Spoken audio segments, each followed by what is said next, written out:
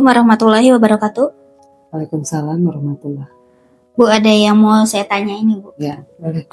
Kenapa ya, Bu, orang yang berbuat kebaikan sama jadi orang yang baik dapatnya berbeda di kehidupan nyata ya, Bu? Iya. Berbuat kebaikan itu lebih lempeng ya. Lebih lurus aja gitu. Sedangkan jadi orang baik itu berat. Beratnya di mana? Kalau jadi orang baik tuh kita akan jagain terus ya, apa kita tuh kalau gini nanti salah di mata orang. Jadi lebih ke penilaian luar gitu. Jadi orang baik itu takut dinilai jelek kan akhirnya. Jadi yang sebaliknya. Sedangkan berbuat kebaikan lurus aja. Iya, benar. Lurus aja, lempeng aja, nggak ada mikir diterima nggak ya. Aku diomongin apa ya nantinya, nggak ada beban gitu.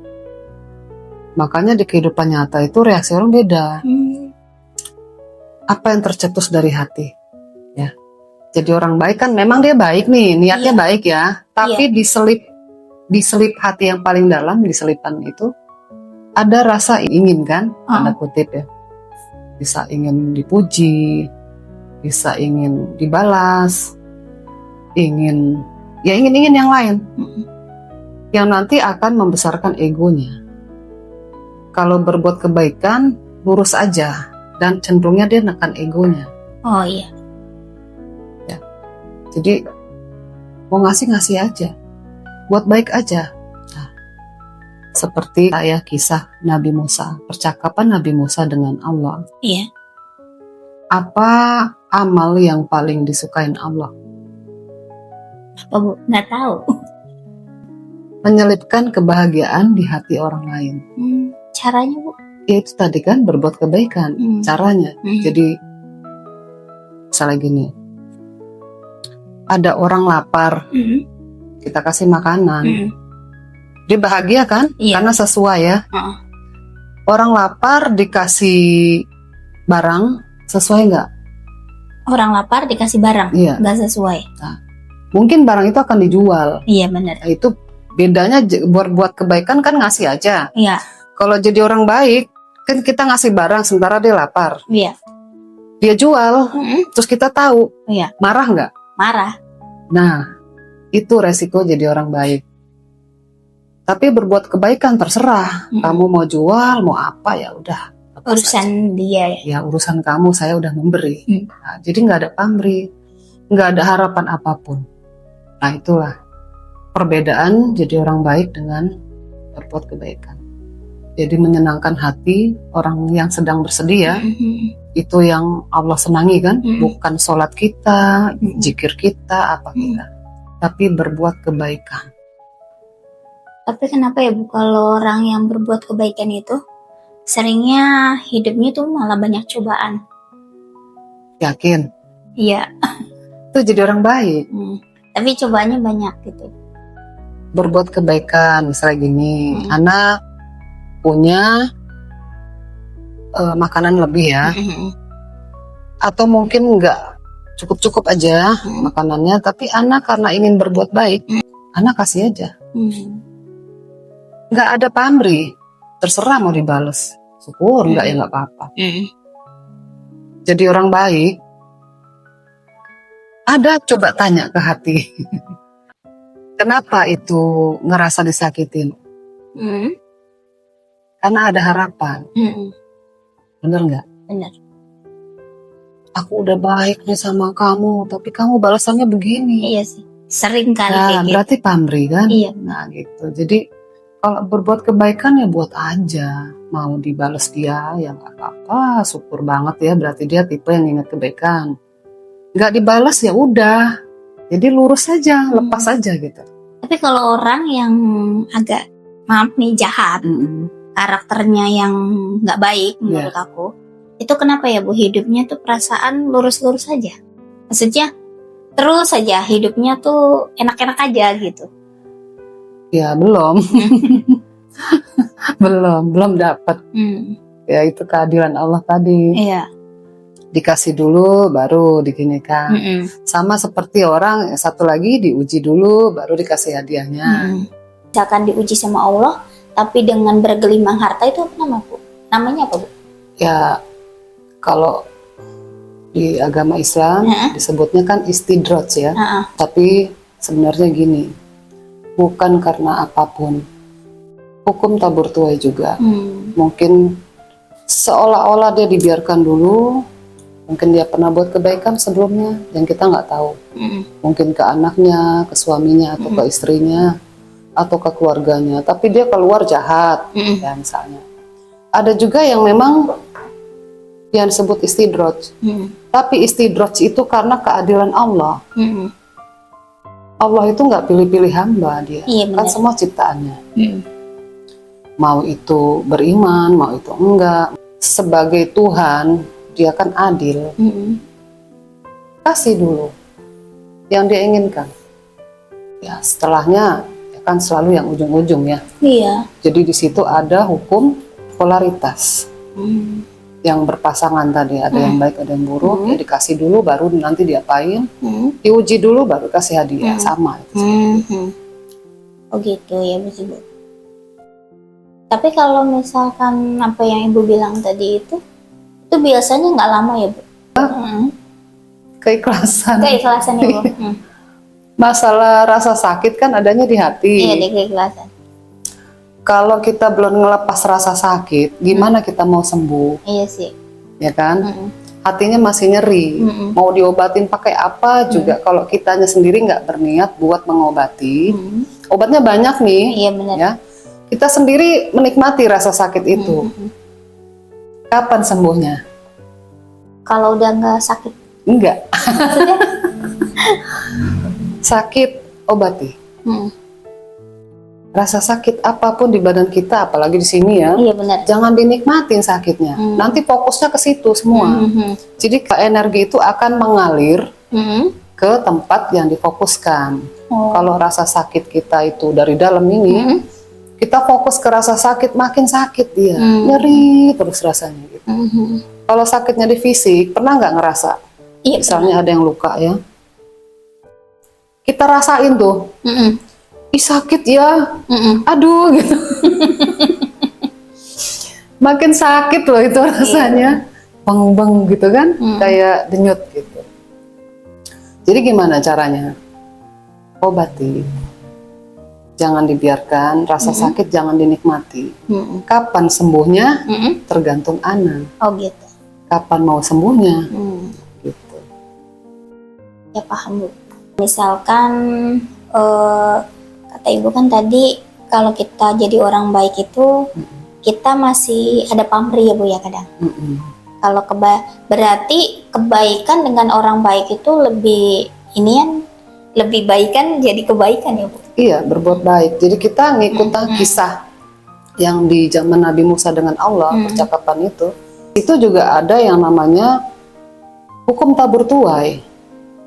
Siapa yang menyenangkan hati orang lain, Allah akan balas. Karena kan Allah gembira. Ya kan itu yang menyenangkan hati Allah tuh.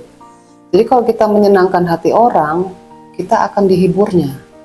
Semakin banyak berbuat kebaikan, terus kita dipatahkan hati sama orang, dihibur sama Allah.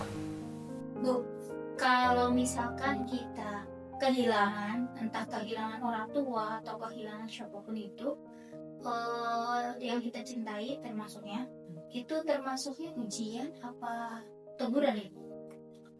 Sebenarnya gini, perpisahan, kehilangan itu ada ujian, ada teguran. Baik kita sayang sama orang ya, nanti kita ada diuji, diambil orang yang kita sayangi. Nah, ada yang sisi lain ini, teguran itu waktu kita dikasih Allah bersama sama dia, kita nggak jaganya dengan baik, diambil. Itulah teguran. Susah ya kalau mau dibilang. Kehilangan itu ujian apa teguran itu balik kita kenalin diri kita dulu. Iya paham. Kita kenalin apa yang udah kita buat, apa yang ada dalam hati kita yang kita rasa. Kita benar-benar mencintai sampai melekat, diuji. Itu diuji. Kita mencintai tapi kita nggak menjaga, itu teguran, diambil. Berarti Bu, terlihatnya itu ujian dan teguran pas udah dipisahkan itu misalkan. Terlihatnya dari kita sendiri. Oh, misalkan dikirain aku gini loh Bu. Kalau misalkan kalau kita itu ujian, berarti kita kalau dipisahkan dengan si itu, ya kita hidupnya bisa baik-baik aja. Kalau teguran, biasanya kan kayak merasa dia kehilangan, biasanya dia jadinya nggak baik-baik aja misalkan. Itu begitu bukan? Kalau untuk mengenalinya kan berarti kita harus lihat diri kita, perilaku kita apa ya, yang gimana rasa kita gitu kan, semua ke dalam tuh. Nah kalau ngelihatnya itu ujian apa enggaknya, balik lagi ke dalam juga. Oh gitu ya. Terus apakah dia baik-baik aja setelah tanpa kita? Itu bukan urusan kita. Oh gitu. Iya, urusan kita itu ini ujian atau teguran ya dari apa? Apa yang harus aku perbaiki? Apa yang Allah harapkan? Kalau diuji dengan karena kita cinta, sayang, tapi diambil, oh berarti Allah nggak mau aku mencintai yang lain. Oh, gitu. Ada kesalahan kan berarti di situ. Ke diri kita sendiri. Iya benar. Ke Allah juga. Nggak mau diduakan. Iya. Manusia aja nggak mau diduakan. Iya. Apalagi Allah Sang Pencipta. yang menciptakan. Kita tuh suatu saat kalau memang diperkenankan sama Allah, kita akan melihat karmanya Dia. Iya benar. Nah urusan kita ke diri kita, apa dosaku, apa salahku, sampai terjadi perpisahan, udah perbaiki. Kalau ternyata kesalahannya nggak ada di kita, itu yang udah ujian. Tapi tetap salahnya ada. Pasti. Salahnya apa? Terlalu fokus ke manusia. Iya. Kalau dibilang nggak ada salah sih nggak mungkin sih, Bi. Manusia tempatnya salah. Makanya Nggak manusia tempatnya salah. manusia tempat salah. Nggak ada manusia yang sempurna, nggak Iya. ada manusia yang selalu benar, kok nggak ada. Pasti ada tergelincirnya. Gitu. Cinta sama ini ya. Ini misalnya saya. Ini nanti kenapa-napa. Iya. Terlalu cinta sama perhiasan, nanti kenapa-napa sama itu. Dijual. Iya, jadi gimana supaya dia nggak kenapa-napa yang kita cinta itu. Sayangnya sedang-sedang aja. Oh iya. Jangan maksimal. Kecewa. Terus oleh. Karena kita bersandar di dia. Yang tadinya ada dia, tiba-tiba nggak ada. Oh iya. Itu sakit kan rasanya. Iya, Lu bangun, jatuh bangun gitu. Yang biasanya bangun ada dia, tiba-tiba nggak ada. Iya, tiba-tiba kosong. Kasih ke manusia 30%, ke pasangan, kasih ke Allah sisanya. Oh gitu. Jadi banyakin ke Allahnya, jangan ke dianya. Buat apa? Hindarin rasa sakit. Iya benar. Karena yang paling gak pernah ngecewain siapa? Allah. Iya. Tapi kebanyakan yang sakit perempuan. Karena terlalu dicinta ibu. Iya. Kayak ada pepatah ya. Ini bahasanya agak beringas gitu ya. Kalau ada dua orang yang cerdas, mereka akan bersikap biasa, saling biasa.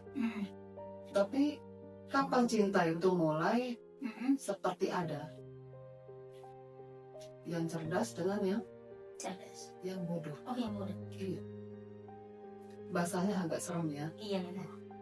Jadi maksud bodoh itu yang mau dipermudah. Iya benar. Sama cinta itu, yang mau dipermudah dengan rasa itu. Sementara yang ini egois terus, yang ini maunya dipermudah terus. Jadi ada yang cerdas, ada yang bodoh. Balik lagi adanya hukum alam yang namanya polaritas. Allah. Hukum yang saling berseberangan satu dan lain. Iya, jadi kebanyakan kan perempuan tuh yang ngalamin seperti itu, kayak terlalu licin banget gitu. Jadi akhirnya dia kecewa. Jadi pas udah ditinggalin akhirnya mentalnya kena gitu kan, kebanyakan seperti itu tuh Bu. Ya itu tadi, melekatnya ke Allah. Tapi kalau udah melekat itu kan biasanya setengah ya. setengah ini ya. Iya. Melekat ke manusia tergila-gila, melekat ke Allah mendingan tergila-gila sama Allah daripada tergila-gila sama manusia. Tapi Bu, kalau udah mulai yang melekatnya sama Allah, biasanya kenapa ya Bu? Dapat pasangannya tuh malah bener-bener baik banget gitu. Karena fokus kita kan ke Allah. Oh, gitu.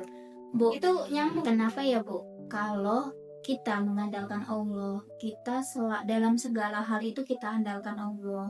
Kita dalam segala hal itu minta petunjuknya sama Allah semua. Cuma kita tuh dalam hatinya tuh Allah, Allah, Allah gitu. Tidak ada yang lain. Nah, kita percayanya sama itu aja. Terus dapat pasangan hidup nih Bu ya. Kenapa dapat pasangan hidup itu yang di luar ekspektasi kita? Kita mintanya apa tapi Allah ngasihnya lebih. Misalkan si suaminya itu yang soleh, dia penyayang, dia yang maksudnya selalu ngalah ke istrinya, di saat debat dia menghindari perdebatan gitu. Pokoknya benar-benar sayang banget lah sama si pasangan hidupnya itu. Iya. Kenapa seperti ada di titik aman ya? Iya. Kalau bergantung sama Allah. Iya gitu maksudnya. Allah itu kan maha menjaga, maha pengasih penyayang. Nah, di setiap diri manusia kan ada percikan Allah.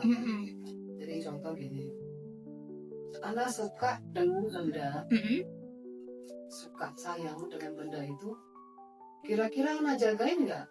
Aku jagain. Jagain ya? Iya jagain. Kalau kesana ditarik lagi kan? Tarik lagi. Mau jatuh diangkat kan? Iya dia. Nah, jadi kalau orang yang bergantung sama Allah, dari awal sebelum nikah dia serahkan, misalnya beri aku jodoh yang baik menurut pandanganmu ya.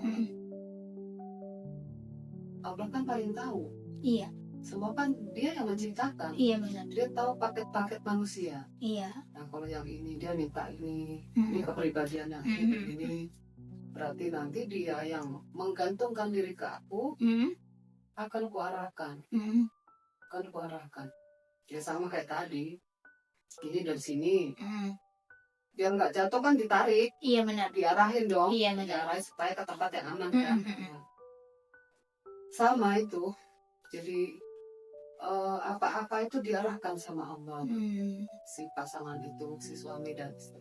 Suaminya mau gimana, ditarik, dibantu. Karena jaga orang yang disayang. Iya benar. Karena ini kan terus menggantungkan diri kan. Iya. Sama kayak kucing. Dia itu nurut sama kita. Apa yang terjadi sama kita ke dia? Dia gimana ke kita? Baik. Nurut kan? Iya nurut. Kalau ada hamba yang nurut ke penciptanya, ke Allah, pasti kan dijagain banget, dilindungi. Dia nggak mau sampai orang yang dia hamba, yang dia sayang itu semua terjerumus. Iya. Kalaupun terjerumus itu diuji lagi karena mungkin ada ego yang tinggi dibanting dulu, nanti diangkat lagi. Oh gitu ya. Ya yang saya lihat tuh kayak gitu ya. Tapi berbeda dengan dia pernikahannya karena cinta. Ya, Karena cinta itu babak belur. Iya. Jadi apa nggak boleh punya cinta? Boleh sih. Tapi jangan semuanya dikasih ke manusia. Kenapa? Misalnya si A dan B, A sayang sama B, ya. Dia gantungkan, dia sandarkan kehidupannya ke si B, semuanya dia andalkan benar-benar di si B ini. Tapi ternyata si B ini juga punya background yang nggak nyaman, masa lalunya, masa kecilnya atau apanya, dan dia juga butuh diperlakukan sama si A. Dia mengandalkan si A, saling mengandalkan. Bisa dibayangkan kalau saling mengandalkan untuk diisi, yang isi kita siapa? Allah. Kita kurang kasih sayang, dia kurang kasih sayang. Kira-kira bisa ngisi nggak? Kita ngarep dia isi dong saya. Enggak. Enggak, saya juga kosong. Enggak. Akhirnya nggak pada ngisi, Iya. kecuali saling. Jangan mengharap dia ngisi kita, tapi kita nggak ngisi dia. Jadi saling mengisi gitu loh. Semua hal itu sebenarnya intinya kembali ke Allah. Iya, karena kan kita diciptakan, kita manusia yang punya pencipta kan. Jadi kita balikin ke penciptanya gitu. Serahkan, ajak Allah, libatkan Allah di setiap kegiatan. Oh gitu ya Bu ya. Nanti saya coba menggantungkannya semua sama Allah. Nah, pertanyaan saya cuma itu aja dulu. Assalamualaikum warahmatullahi wabarakatuh.